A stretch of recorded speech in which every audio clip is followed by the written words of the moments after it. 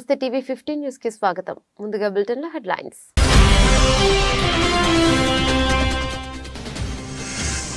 షర్మిల కుమారుడి నిశ్చితార్థ వేడుకకు హాజరైన ఏపీ సీఎం జగన్ మేనల్లుడు రాజారెడ్డిని ఆత్మీయంగా హత్తుకున్న సీఎం జగన్.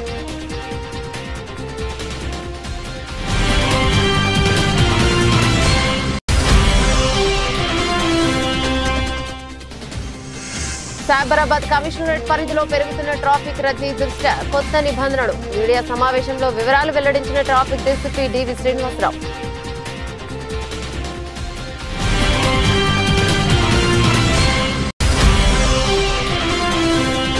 అయోధ్య గర్భగుడిలో కొలువైన బాలరామయ్య ముఖం పరదాతో కప్పి ఉన్న తొలి ఫోటో విడుదల.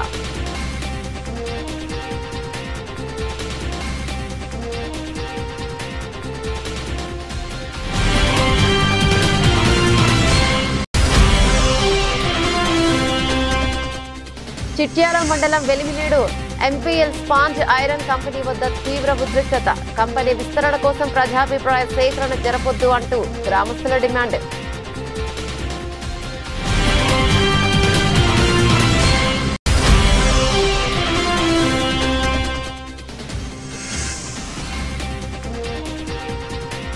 అన్నపూర్ణి వివాదంపై క్షమాపణలు చెప్పిన నయనతార.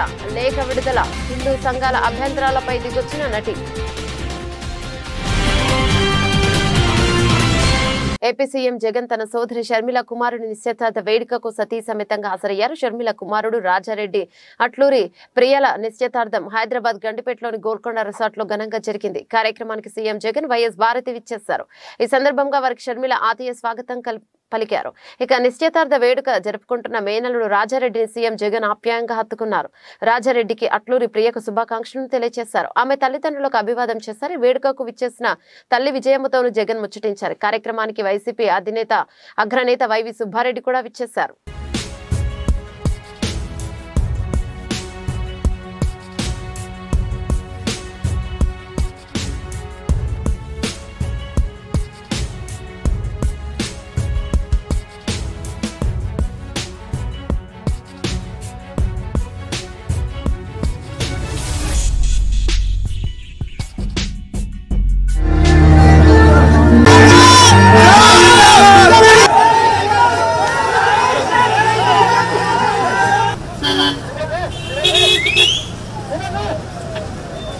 రాష్ట్ర సచివాలయంలో డిప్యూటీ సీఎం బట్టి విక్రమార్క 2024-25 ఆర్థిక సంవత్సరం వార్షిక బడ్జెట్ ప్రతిపాదనల తయారీపై రెవెన్యూ శాఖ మంత్రి పొంగులేటి శ్రీనివాసరెడ్డితో కలిసి రెవెన్యూ, హౌసింగ్, అండ్ పిఆర్ శాఖల ఉన్నతాధికారులతో సమీక్ష సమావేశం నిర్వహిస్తున్నారు. రానున్న ఆర్థిక సంవత్సరంలో ఆయా శాఖలో అమలు చేసే కార్యక్రమాలు, పథకాలు, నిర్వహణ వ్యయంపై సంబంధిత శాఖల అధికారులతో డిప్యూటీ సీఎం బట్టి విక్రమార్క చర్చించారు. సమావేశానికి హాజరైన special chief secretary Aravind Kumar, principal secretary Naveen Mittal, Srinivasaraju, and PR special commissioner Ashok Reddy తదితర అధికారులు పాల్గొన్నారు.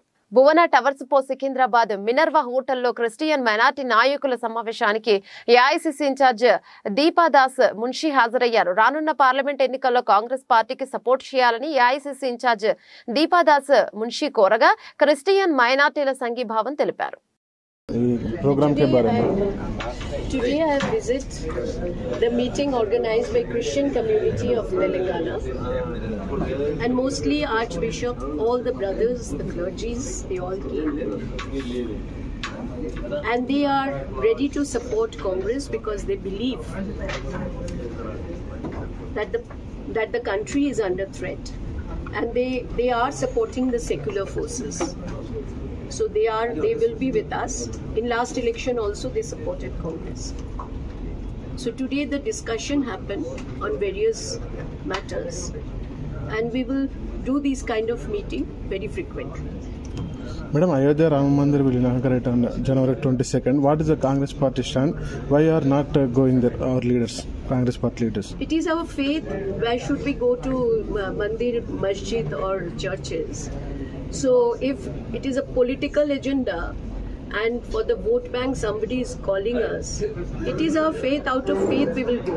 It is not necessary that the particular day will go. Already our people have visited Ayodhya Mandir.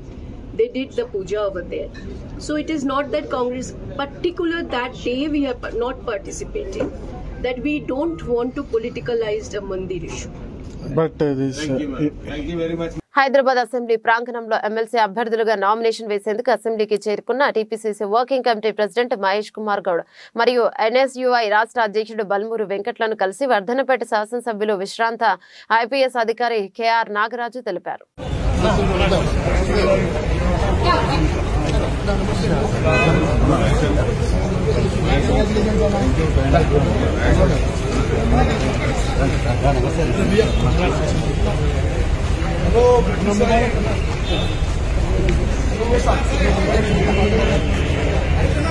Kakinada జిల్లా రాయుడుపాలెం సిద్ధార్థనగర్లో నివాసం ఉంటున్నటువంటి రాజులపూడి భువనేశ్వరరావు భార్య అయిన రాజులపూడి ఆరుద్ర తరచూ పోలీసు వారిపై చేయుచున్న అసత్య ఆరోపణలు ఖండిస్తూ పెద్దాపురం డీఎస్పీ కార్యాలయం నందు డీఎస్పీ లతాకుమారి మీడియా సమావేశాన్ని ఏర్పాటు చేయడం జరిగింది. సమావేశంలో కేసుకి సంబంధించిన వివరాలు వెల్లడించారు.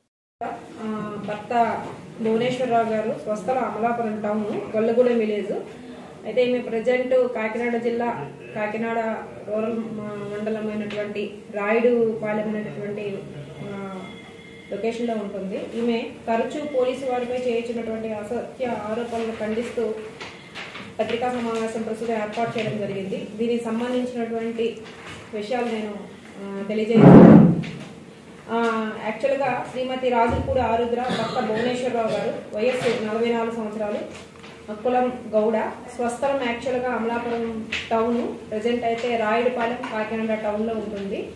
ఈమె కాకినాడ జిల్లా అన్నవరం గ్రామంలో నివాసం ఉండేటటువంటి టైంలో ఈమె ఇంటి పక్కన ఉన్నటువంటి మెరపల వీర వెంకట సత్యనారాయణ అలియాస్ శివ అనేటటువంటి ఒక సివిల్ కానిస్టేబుల్ గారు, అదేవిధంగా ఆయన బ్రదర్ అయినటువంటి మెరపల నాగకన్నయ్య, ప్రస్తుతం మన జిల్లా ఆర్మర్ రిజర్వ్లో ఉన్నటువంటి కానిస్టేబుల్స్, వీళ్ళిద్దరికీ సంబంధించి ఒక ఇంటి స్థలం వివాదం ఉంది. దీనికి సంబంధించి అప్పట్లో జరిగినటువంటి వివాదం సందర్భంగా మన జిల్లా కలెక్టర్, అప్పటి జిల్లా కలెక్టర్ గారు అయినటువంటి వాళ్ళు కలగజేసుకుని ఆ ఇంటిని సుమారు 31 లక్షల రూపాయలకి చూపించడం జరిగింది, రెవెన్యూ డిపార్ట్మెంట్ వాళ్ళ సహకారంతో. అయితే ఆ ఇంటిని అమ్ముకునేటటువంటి క్రమంలోనూ మా యొక్క ఎవరైతే మెరపల నాగ వెంకట సత్యనారాయణ మరియు కన్నయ్య అనేటువంటి వాళ్ళు ఆమె పట్ల చేసినటువంటి ఏదైనా ఒక ఇబ్బందికి సంబంధించి ఉంటే దానికి సంబంధించి అన్నవరం పోలీస్ స్టేషన్లో ఆమె ఇచ్చినటువంటి కంప్లైంట్ మేరకు క్రైమ్ నెంబర్. నమస్తే, టీవీ 999 న్యూస్ కి స్వాగతం. చిట్యాల మండలం Veliminedu MPL sponge iron company వద్ద తీవ్ర ఉద్రిక్తత నెలకొంది. రేపు కంపెనీ విస్తరణ కోసం ప్రజాభిప్రాయ సేకరణ జరపొద్దు అంటూ ప్రజాభిప్రాయ సేకరణ కోసం ఏర్పాటు చేసిన టెంట్లను తొలగించిన గ్రామస్తులను అడ్డుకున్న పోలీసులు, గ్రామస్తులపై పోలీసులు స్వల్ప లాఠీ చార్జ్, కంపెనీ గేట్ ముందు బైఠాయించి ధర్నాకు దిగారు గ్రామస్తులు.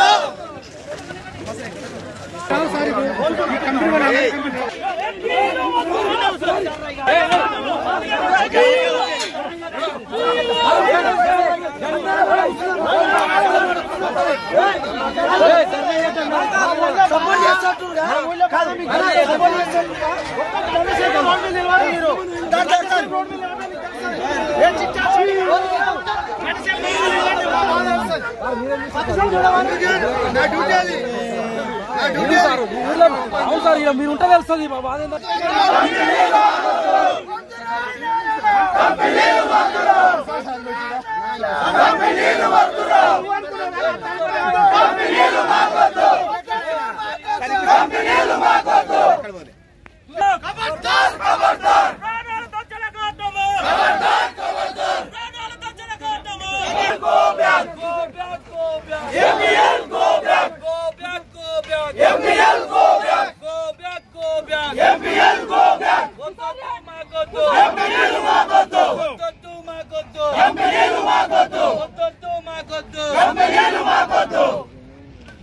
జిల్లా ఎర్రగుంట్ల మండలం పరిధిలోని ఓ టిప్పర్ థర్మల్ పవర్ ప్రాజెక్ట్ నుండి ఫ్లైయాస్ రోడ్డుతో కడపకు వెళ్తుండగా ఎర్రగుంట్ల 4 రోడ్ల సర్కిల్లో ఫ్లైయాస్ లోడుతో వెళ్తున్న టిప్పర్ అకస్మాత్తుగా హౌసింగ్ టైర్ల నుంచి మంటలు రేగడంతో అదే దారిలో ఫ్యామిలీతో ఉన్నటువంటి చింతల ఆనంద్ లారీ డ్రైవర్ కావడంతో ఆ టిప్పర్ వద్ద ఆగి మంటలు చెలరేగుతున్న ఆ టిప్పర్లను చూసి వెంటనే మంటలాపడానికి నీళ్లతో మంటలార్పి టిప్పర్ను మరియు డ్రైవర్ను సురక్షితంగా కాపాడి ఆ డ్రైవర్ కి తగిన సూచనలు చెప్పి జాగ్రత్తగా డ్రైవింగ్ చేయమని చింతల ఆనంద్ పేర్కొన్నారు.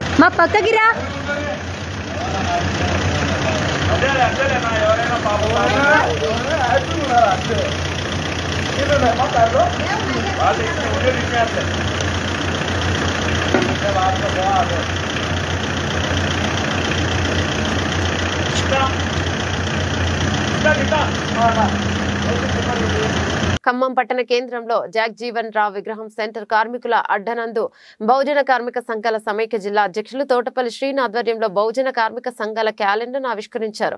అనంతరం అధ్యక్షుడు తోటపల్లి శ్రీను మాట్లాడుతూ బహుజన కార్మిక సంఘం కార్మికుల పక్షపాతి అనే అన్ని వర్గాల కార్మికుల కండగా నిలుస్తోందని వారి సమస్యలను పరిష్కరించడంలో ముందుంటుందని సందర్భంగా తెలియజేశారు. సమాజంలో సంపన్న వర్గాల వారు బహుజనులపై ఆధిపత్యం చెలాయిస్తున్నారని అందుకోసమే బహుజన కార్మిక సంఘం పనిచేస్తోందన్నారు.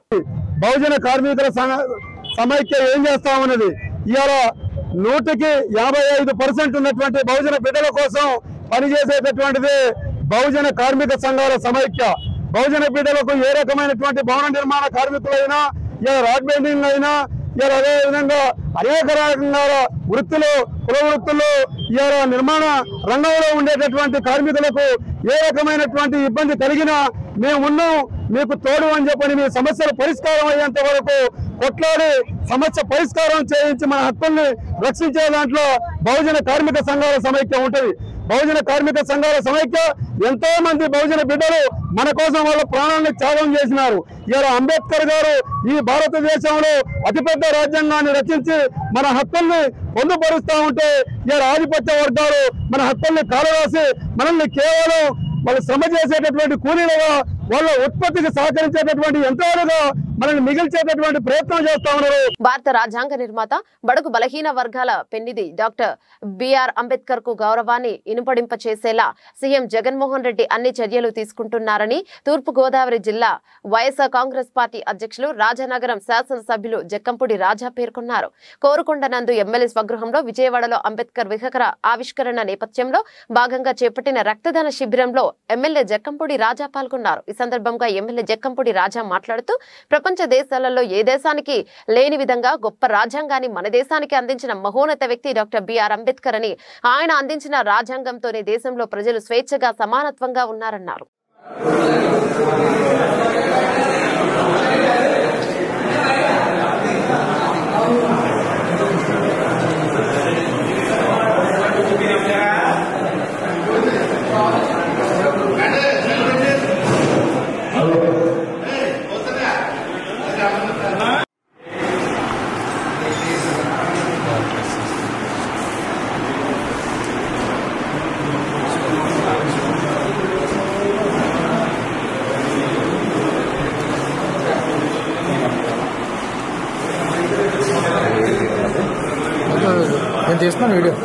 రామయ్యంపేట మండల పరిధిలోని పలు ఎరువుల దుకాణాలను జిల్లా వ్యవసాయ అధికారి తనిఖీలు నిర్వహించారు. ఈ సందర్భంగా జిల్లా వ్యవసాయ అధికారి గోవింద్ మాట్లాడుతూ ఎరువుల షాప్లో యాజమానులు తప్పనిసరిగా ఈ పాస్ మిషన్ ద్వారా మాత్రమే ఎరువుల అమ్మకాలు జరపాలని మరియు రికార్డులు ఎప్పటికప్పుడు సరిచూసుకోవాలని, ఎరువుల చట్ట ప్రకారం ఎరువుల అమ్మకాలను జరపాలని, కొనుగోలు చేసిన వస్తువులకు బిల్లులు ఇవ్వాలని సూచించారు.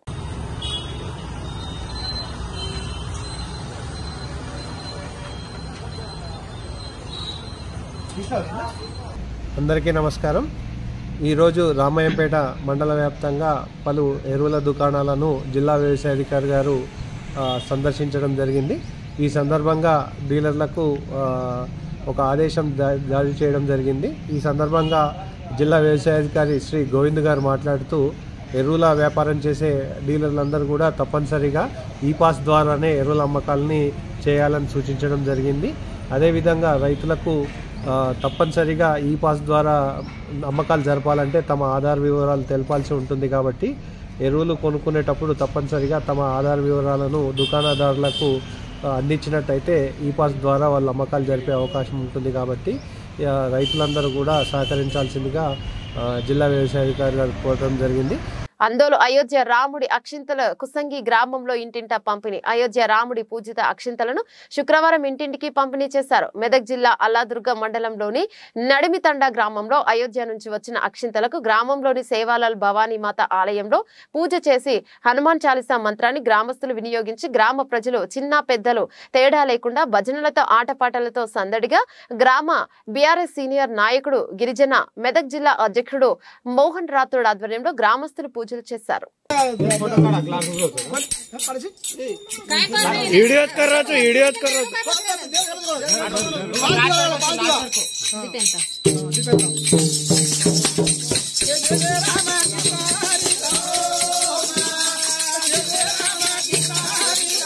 నిజామాబాద్ నగరంలో దండి వెంకట విలేకరుల సమావేశంలో మాట్లాడుతూ కాంగ్రెస్ పార్టీ తెలంగాణ రాష్ట్రంలో ప్రభుత్వం ఏర్పాటు చేసిన 6 నెలల్లో బీసీ కులాల జనగణన చేస్తామని ఎన్నికల్లో ఇచ్చిన వాగ్దానం ప్రకారం బీసీ కులాల జనగణన సర్వేకు సన్నాహాలను ప్రారంభించాలని బహుజన లెఫ్ట్ పార్టీ బీఎల్పీ రాష్ట్ర వర్కింగ్ ప్రెసిడెంట్ దండి వెంకట్ కోరారు. ఈరోజు నిజామాబాద్ జిల్లా కేంద్రంలోని ప్రభుత్వ రోడ్లు భవనాల అతిథి గృహంలో జరిగిన బహుజన లెఫ్ట్ పార్టీ బీఎల్పీ జిల్లా కమిటీ సమావేశంలో ముఖ్య అతిథిగా హాజరైన ఆయన మాట్లాడుతూ తెలంగాణ సమాజంలో బీసీ ఎస్సీ ఎస్టీ అగ్రకుల పేదలైన బహుజనులు 93% ఉంటే బీసీ కులాలు 65% ఉన్నాయని తెలిపారు.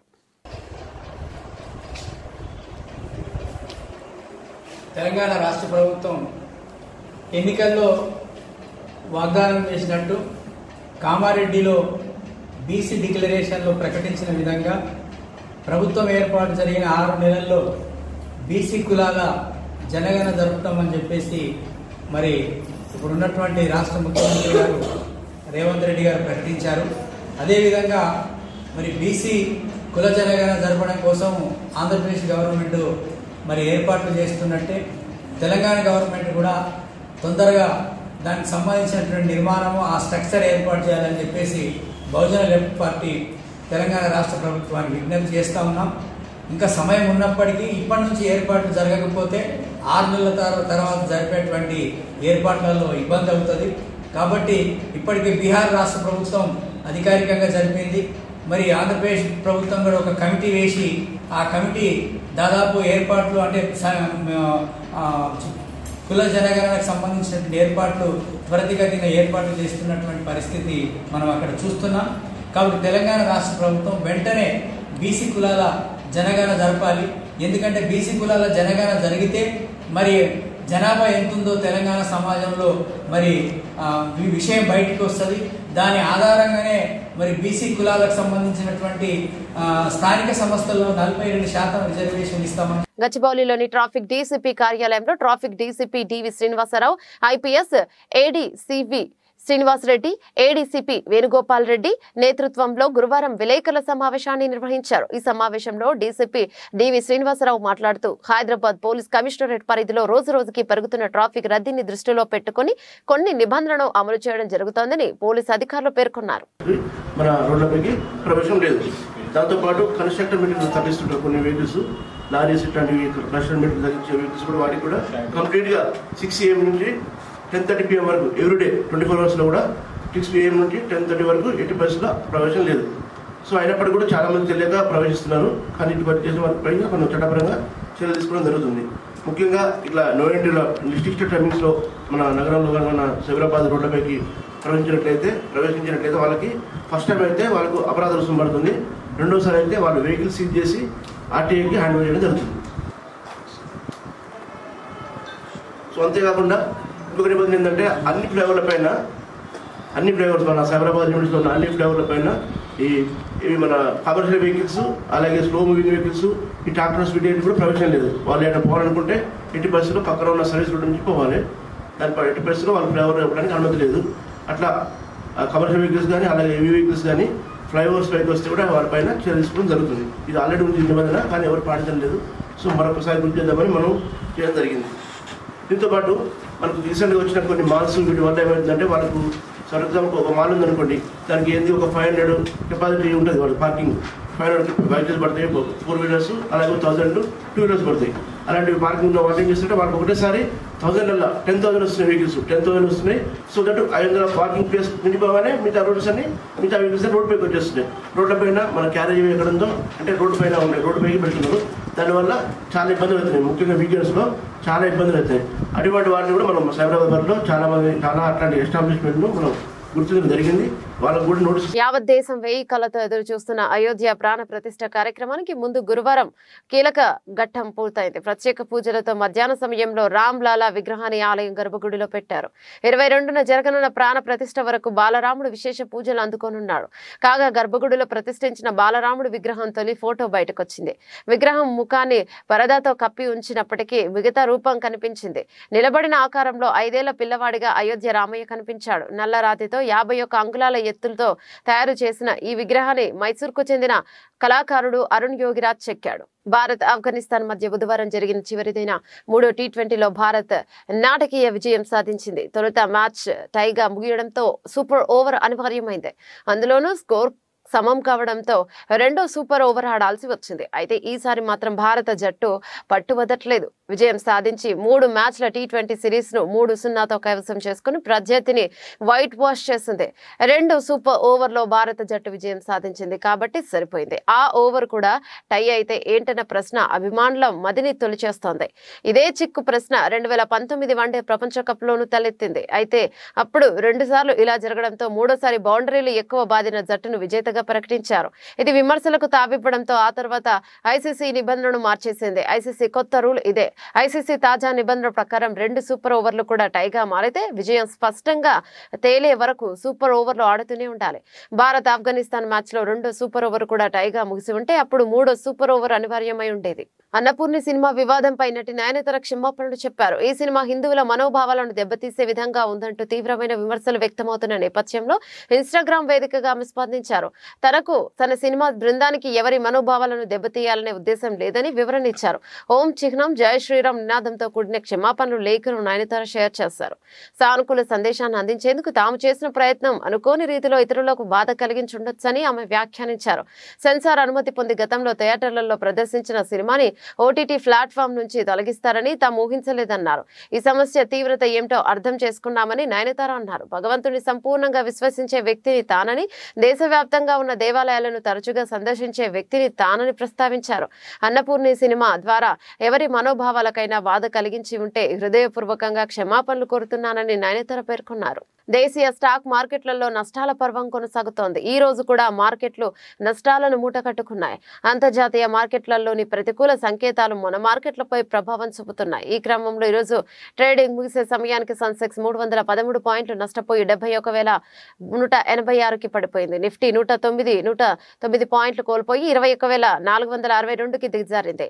BSE Sensex top gainers Sun Pharma 2.86%, Tech Mahindra 2.16%, Tata Motors 1.72%, ఇక Mahindra and Mahindra 1.18%, Axis Bank 1.03%, top losers NTPC 3.12%, HDFC Bank -2.99%, Power Grid Corporation -2 47%, Titan -2 31%, Asian Paints -2 8%తో ముగిశాయి.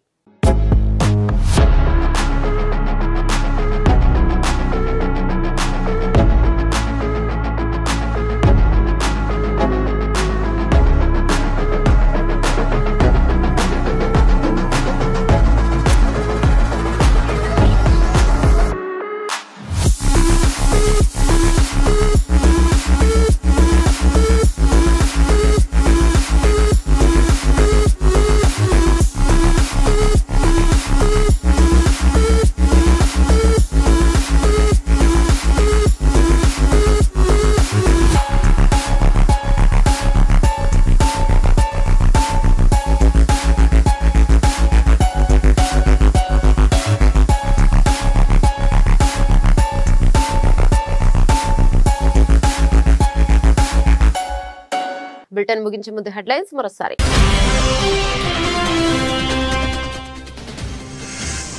షర్మిల కుమారుడి నిశ్చితార్థ వేడుకకు హాజరైన ఏపీ సీఎం జగన్ మేనల్లుడు రాజారెడ్డిని ఆత్మీయంగా హత్తుకున్న సీఎం జగన్.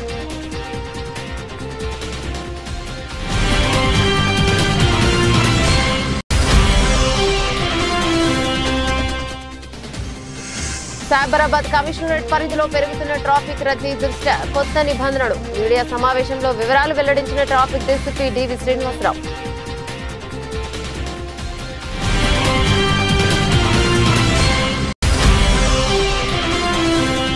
అయోధ్య గర్భగుడిలో కొలువైన బాలరామయ్య ముఖం పరదాతో కప్పి ఉన్న తొలి ఫోటో విడుదల.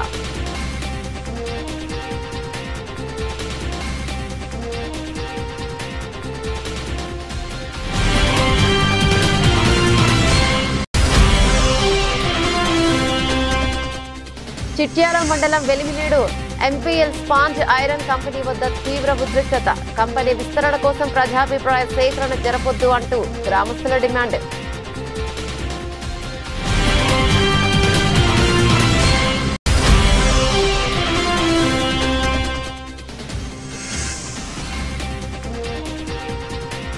అన్నపూర్ణి వివాదంపై క్షమాపణలు చెప్పిన నయనతార. లేఖ విడుదల. హిందూ సంఘాల అభ్యంతరాలపై దిగొచ్చిన నటి. బులెటిన్ లో అప్డేట్స్. మరో బులెటిన్ లో మళ్ళీ కలుసుకుందాం. అంతవరకు సెలవు. నమస్తే.